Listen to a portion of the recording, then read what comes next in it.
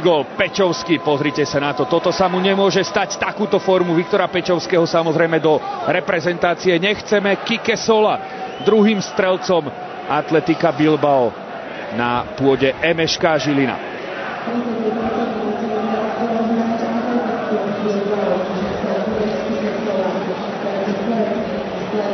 Všimnime si ešte raz, či lopta neskočila pred kopačkou Viktora Pečovského, ani veľmi nie. Takéto situácie musí jednoznačne hráč typu Viktora Pečovského zvládať, potom to už mal náročné aj brať.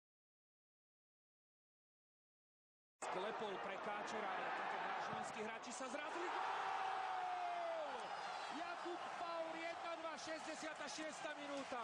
Už to vyzeralo na stratenú šancu Žiliny, ale Jakub Paur napálil loptu, možno aj s pomocou teču, do brány Iaga Herrerína.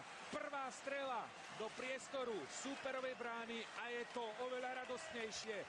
Jakub Paur znižuje na 1-2. Ešte raz, ako sa William zrazil s Káčerom, ale Paur nekompromisne prepálil brankára Herrerína a ešte to môže byť v záverečných 25 minútach. Veľmi zaujímavý zápas.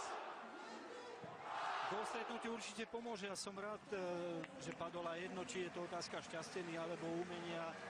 Lopta sa zatrepotala sieti a je to výborný impuls pre žilinských mladíkov, ktorí určite si teraz uvedomia, že nič ešte nie je stratené a senzačnú remízu ešte stále môžu vybojovať.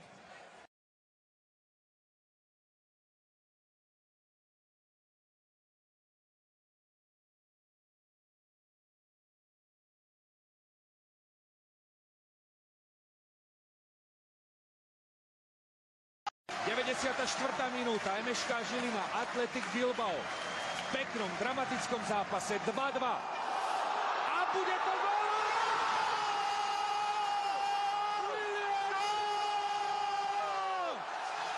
Tak je to tu! Ďalšia žilinská senzácia, ktorá ešte nemá takú dôležitú raz.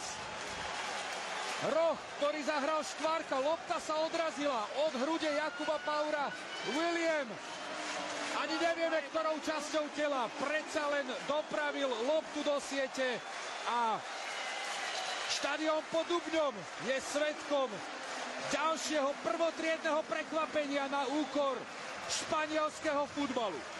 315 dní potom, ako tu naša futbalová reprezentácia zdolala hviezdne Španielsko, tu padne Bilbao.